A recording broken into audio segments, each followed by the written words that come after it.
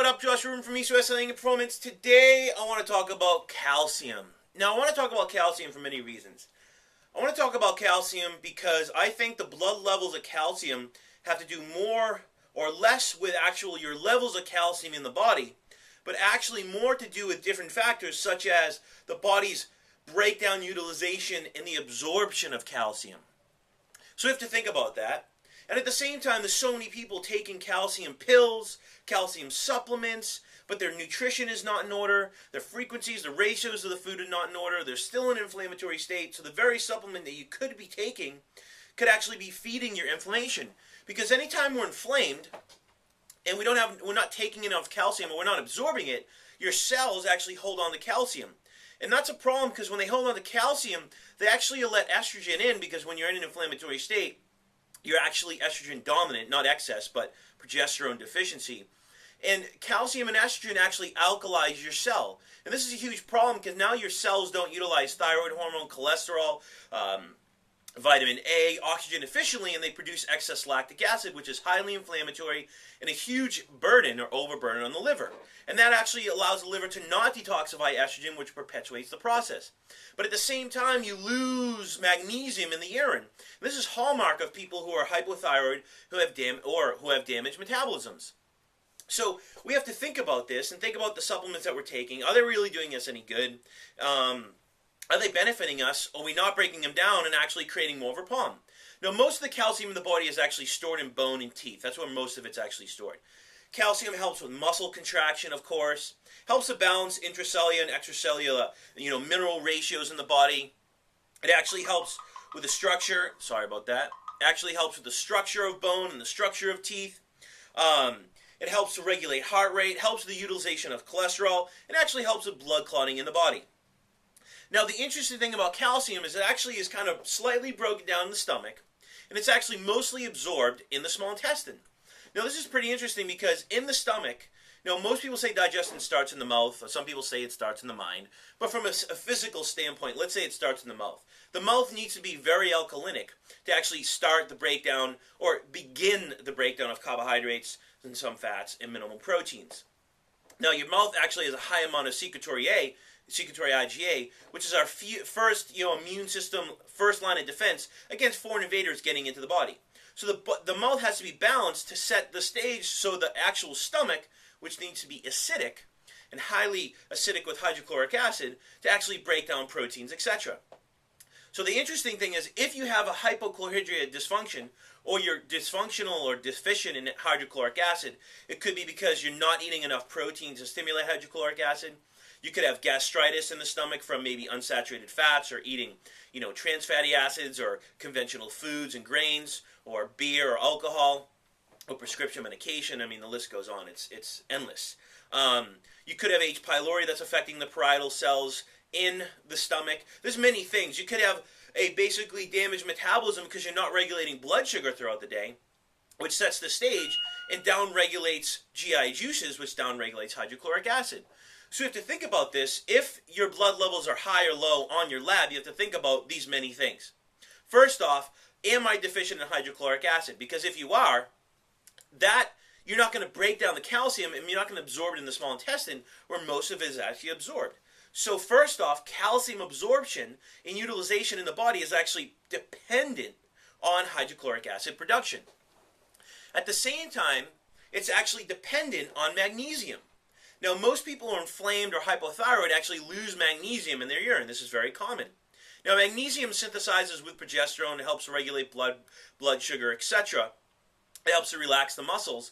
But when you lose calcium, you get excitatory action in the cells, especially in the muscles. And you see this with people with restless leg syndrome. So if we lose magnesium, well, the interesting thing is calcium is dependent on actually magnesium to increase the absorption of calcium in the small intestine. So if you're taking calcium and you're deficient in magnesium, you're not taking enough orange juice or tropical fruits or broth, you're not utilizing Epsom salt baths, or you're in an inflamed state and you're losing magnesium, all that calcium you're taking in, you're actually not able to break it down because magnesium helps to actually increase calcium absorption in the small intestine. So you have to look at hypochlorhydria, HCl, you have to look at the stomach, and you have to look at magnesium. Now, another interesting thing is when we think about calcium, there's actually, we'll simplify and say there's two different forms. There's a plasma form, 50% of it that's in the blood. It's bound to things like phosphate, more importantly, albumin.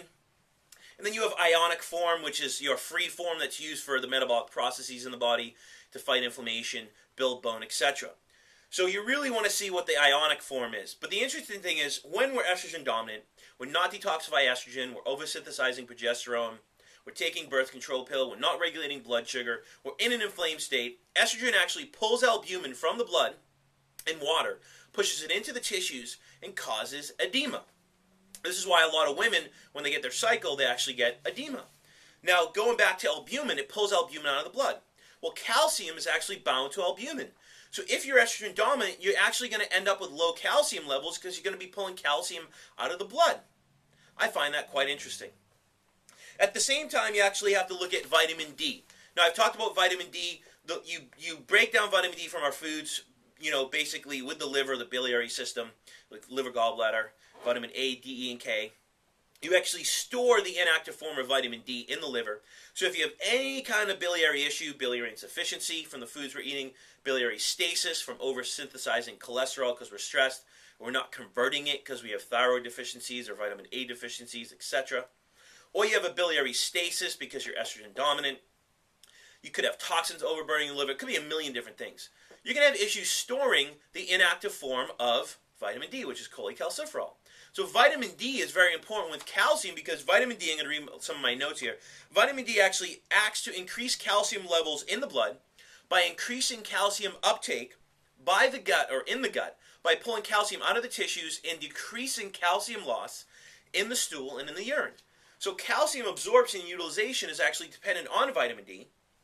And if we're deficient, we're actually going to be activating more of the inactive form of vitamin D to increase absorption in the gut and decrease loss in the urine and in fecal matter. But the problem is, now you might end up with a vitamin D deficiency, as well as most of the calcium that you're actually absorbing or not losing in your urine and feces are coming from your bone and teeth.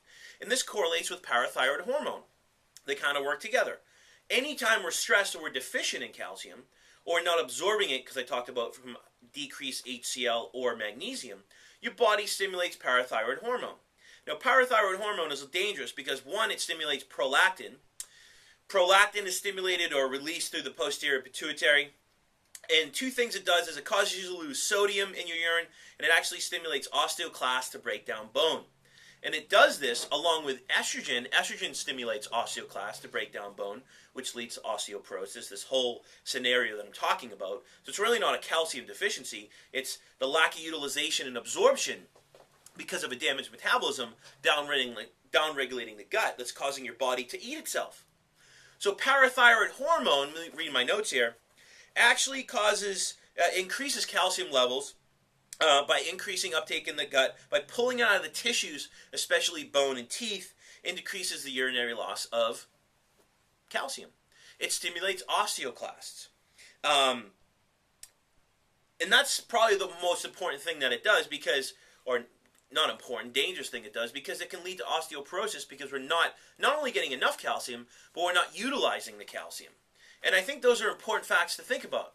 So anytime you have low levels of calcium, one more thing you need to think about is you always have to have a balanced ratio between calcium and phosphorus. So calcium and magnesium are dependent on each other. But calcium and phosphorus, when we look at a blood lab, are actually opposite. Now, people that are hyperinsulinic or having blood sugar handling issues typically have low phosphorus levels and high calcium levels. So if calcium is high, phosphorus is low, you're losing calcium through renal excretion, or phosphorus. If phosphorus is high and calcium is low, you're losing calcium through renal excretion. So phosphorus actually piggybacks on sugar and is shunted into the cell with people that are hyperinsulinic. So the more hyperinsulinic you are, the lower your phosphorus levels are going to be, and the higher your calcium levels are going to be. Now that doesn't mean you have enough calcium. It just means your body's releasing parathyroid hormone. It's stimulating osteoclasts. It's increasing bone absorption from the tissues in the gut, and your body's eating itself. So when your levels are high or low in your lab, you have to think about these many things. They're really not, maybe not be high. They really might not be low. You have to think of hydrochloric acid production in the gut and the many reasons why you might not be producing enough. So you're not utilizing it and absorbing it. It could be a magnesium deficiency. It could be a phosphorus deficiency, or you're hyperinsulinic. It could be lack of absorption and utilization, and your body's basically releasing too much parathyroid hormone, which is leading to bone breakdown and osteoporosis. So I know it's a little bit all over the place, but I wanted to give you some intake or input on calcium. I think it's huge because so many people are taking it. And the bottom line is you have to think about, do I need it? If I need it, where can I get it from my foods, like dairy, cheeses, milk, crushed eggshells, etc. But also I need to look at what foods have magnesium, tropical fruits, OJ broth, etc. At the same time, is my metabolism so damaged and I'm not utilizing any of this, am I not breaking it down and absorbing it? So maybe I need to look at the gastrointestinal system, or regulating blood sugar to upregulate metabolism and upregulate how the GI system is working, so now I can actually absorb all the nutrients I'm taking in. So hopefully you've enjoyed this YouTube clip. I'm out of here for 5 days, and I'll check you later.